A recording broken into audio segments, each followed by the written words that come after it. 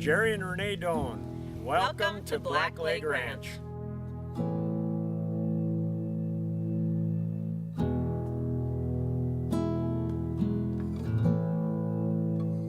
My great-grandfather was in Canada, and then in 1882 he homesteaded here, what was then Dakota Territory.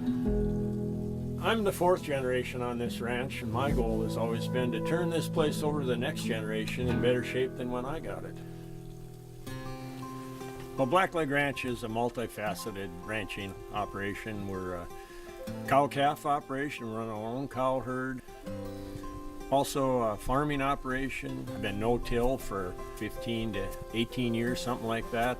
We also run Rolling Plains Adventures, which is a full-fledged hunting outfitting business. Waterfowl, ducks, geese, pheasants, both white-tailed deer, mule deer.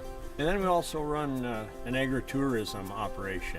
It's important to spread the positive image of agriculture. So we've had people here from all 50 states and 24 foreign countries.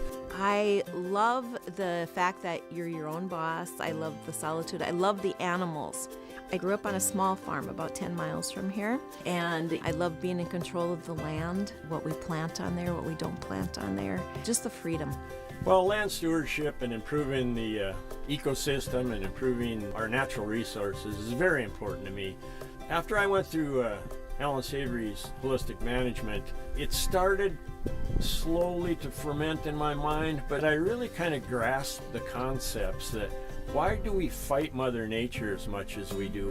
Why do we not do things simple when we can to improve the landscape? Now with no-till, putting livestock on the land, having multi-species crops on there, we get to build that all back again, and that's exciting for me. You know, we've taught all our kids that it's important to take care of things.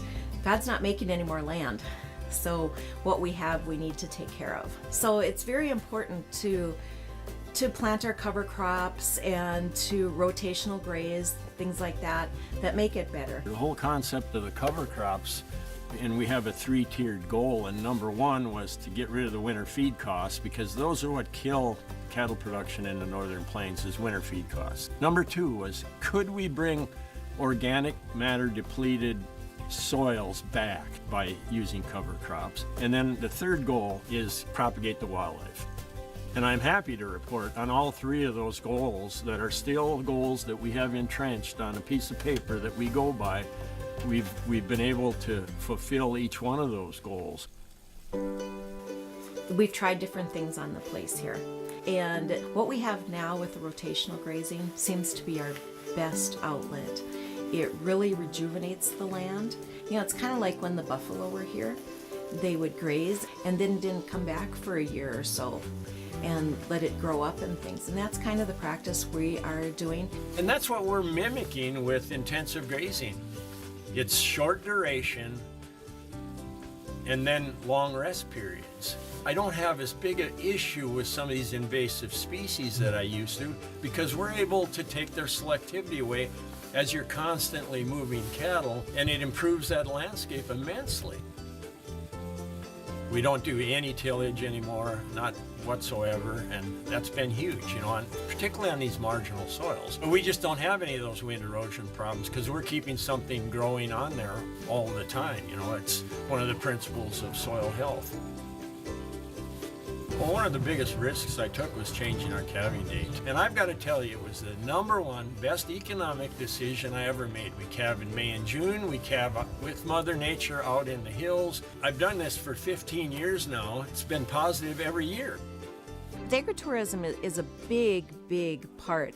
It's agriculture and the tourist combined and teaching them something. We have a terrible perception problem in agriculture. And I love talking to groups about agriculture and the positive side of agriculture. Any opportunity we have to talk to non-agriculture people about our operation and about how good it is for the environment and for themselves, health-wise too, we take that opportunity.